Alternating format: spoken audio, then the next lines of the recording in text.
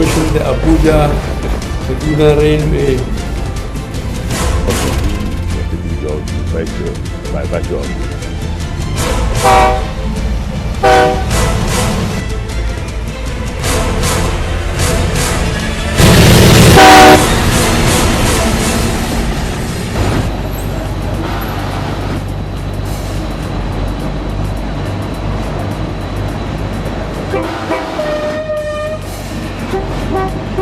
Jirgin ƙasa kenan wanda wasu ke kira da dogo, sai dai tarihin samuwar jirgin ƙasa a Najeriya kan somo tun daga shekarar 1898 a lokacin da turawan mulkin mallaka suka gina layin dogo na farko domin samun sauƙin zirga-zirga.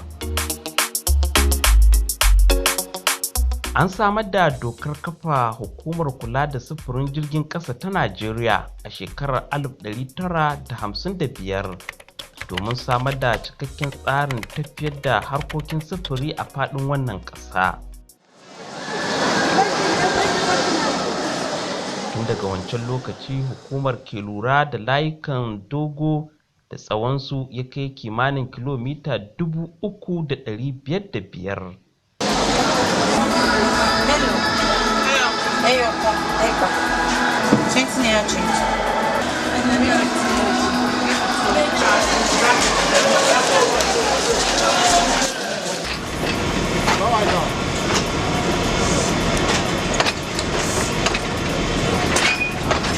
Tarihin jirgin ƙasa a Najeriya ya fara fiye da shekaru 100 inda ake amfani da irin wannan jirgi wajen safarar mutane, kayayyakin amfanin gona, dabbobi daga wuri zuwa wuri, kamar daga Lagos zuwa Kano, daga Port Harcourt zuwa Maiduguri da sauran wurare a faɗin wannan ƙasa domin bunƙasar harkokin tattalin arziki.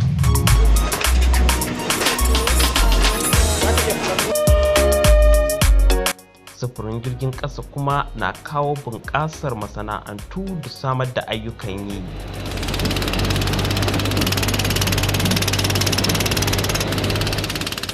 currently what we're doing is we're creating jobs by virtue of the construction going on. But at the end of construction, you need the human capacity to be able to run the railway and maintain it. It's not every time that anything goes wrong, you call the Chinese or you call the Americans to come and fix this thing. That's what's currently going on. So if you go to the railway yard in Lagos, in the Butemeta, you will see all sorts of this thing that they bought under Abacha because of lack of maintenance. This we want to stop. For a country to grow and develop, for the commerce to grow, you must have good means of logistics and movement. And the backbone for logistics is the rail system. We should not deceive ourselves. Because if you look at developed world, America, UK, Europe, if not that they have a good rail system, the commerce will not be where they are today. To kasan jirgi in zai tafi duk inda ya iske kauye sai an yi tasha. To ba a kauye ba ma a birane ma tashar jirgi alama ne na ci gaba, saboda mutane wasu za su zo, kaya za su zo, za su yi dako, wasu za su yi talla a wurin, kuma zai zama kamar tasha, ya zama alƙarya. To saboda haka duk inda ƙauyen da aka bin ka lura akwai tashar jirgi. Ko ina mutane garuruwa da yawa ƙauyuka sun yi suna saboda tashar jirgi. Gwamnatoci jifa-jifa sun iya ƙoƙarinsu. Kamar na kusa-kusa kamar 'yar aduwa da izo ya siyo mana kan jirage 50, 25 kai, kafin nan abaci ya kawo 50. To amma abinda bature yake cewa sustainability babu, so sai ka ga a ɗan shekaru kaɗan saboda rashin kula sai a koma baya. Za ga ci gaban gashi nan ne kamar gurguwar ci gaba. Nídìí rélùwé mi a dẹ̀ nídìí ọ̀nà, ṣe rí rélùwé yìí ọ̀pọ̀lọpọ̀ ẹlòmíì tí ilé èkó lẹ́kọ̀ọ́ lẹ́yìn tó ẹ pọ́nà àjòkò ló ń gbé, rélùwé yìí ló ń ṣe help fún. The service of the train is very good, but it's relatively cheap compared to other means of transportation, and it's faster. In fact, if you leave Agbado, where I live, around 6 a.m., the first batch of the train leaves Agbado around 6 a.m., you get to your place of work around 7. You start at Alagomeji. So I alight at Alagomeji around 7, so it's very fast. So if you should go by road, considering the congestion on the Lagos roads, in fact, you will not get to your place of work until around 10. Ɗaya daga cikin muhimmancin sufurin jirgin ƙasa shine da ɗaukan kayayyaki daga wannan wuri zuwa wannan wuri. A halin yanzu muna tashan jirgin ƙasa ta Apapa da ke Lagos, inda wannan jirgin ƙasa ya ɗauko akwatunan kayayyaki masu tarin yawa, wanda kowane akwatin kaya ne mai tarin yawa wanda ba ƙaramin tireloli za su iya ɗaukan wannan kaya ba.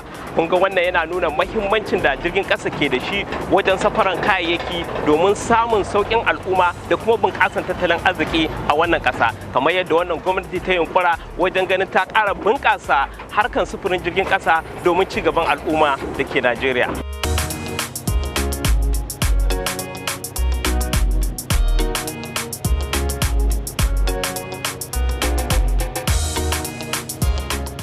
sai dai kuma abin sha'awa ma shine ne yadda kamarar ɗaukan hotonmu ta hango wasu ɗalibai da ke kan hanyar zuwa jihar Ogun domin ziyarar ƙarin ilimi.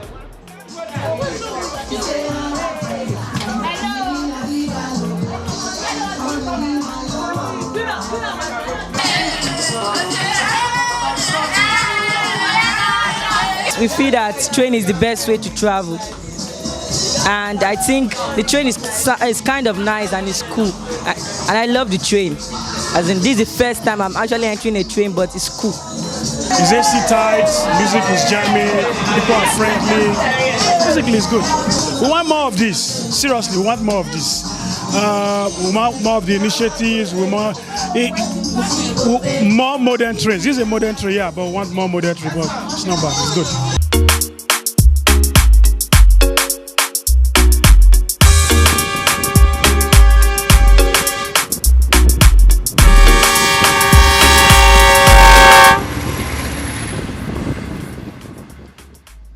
Hukumar kula da sufurin jirgin ƙasa ta Najeriya na da wasu kundin tsare-tsare da nufin sauya tsarin sufurin jirgin ƙasa don sake samun karɓuwa tsakanin 'yan Najeriya. Ko ta yaya za a cimma wannan buri?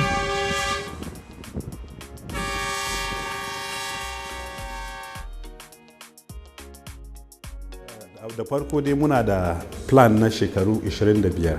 Abubuwan da za a yi shine tsofaffin hanyar jirgin da muke da shi za su sake gyara hanyar jirgin nan so da don a samu jirgi suna tafiya ba matsala. Dan sai a sake duba ko ma'aikata na Nigerian Railway inda za a kara a gina ma'aikatan don su san ainihin abin da ya kamata a yi, a kuma kara wayan tasu akan abubuwan aikin jirgi. Wannan dai an riga an samu an kalmasa na farko. A na biyu din ita ce abin da ake kira system modernization. Wannan system modernization din ita ta involving wanda hanyar jirgin da muke da ana kiranta narrow gauge. Sabon hanyar jirgin ita ce standard gauge. Na yanzu system modernization din nan ita ce lokacin za a yi sabon hanyar jirgi. Kamar hanyar jirgin da muke da ita na Abuja Kaduna, sabon hanyar jirgi ne, standard gauge ce. Wannan ta fara aiki tun na ji shekaru 2 kenan da suka wuce ko hanyar jirgin nan na aiki.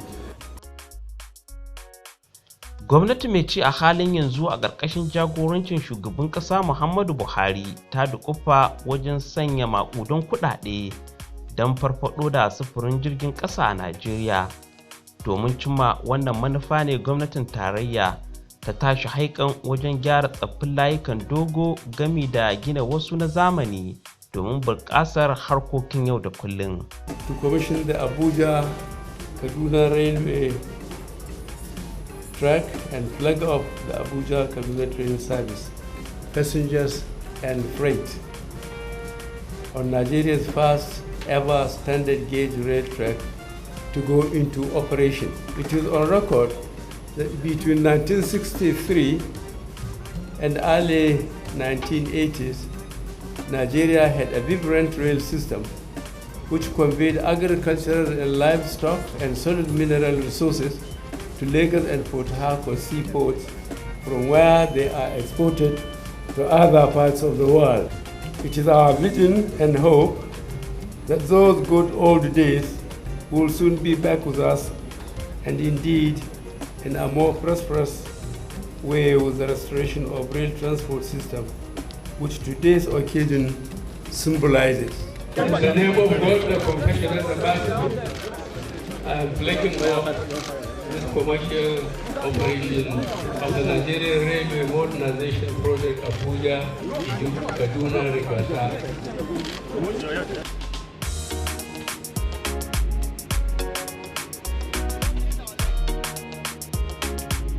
A nan za mu sa waƙafi a shirin namu na wannan lokaci. Nan gaba za mu mayar da hankali akan sufurin jirgin ƙasa na zamani da ke gudana daga Abuja zuwa Kaduna.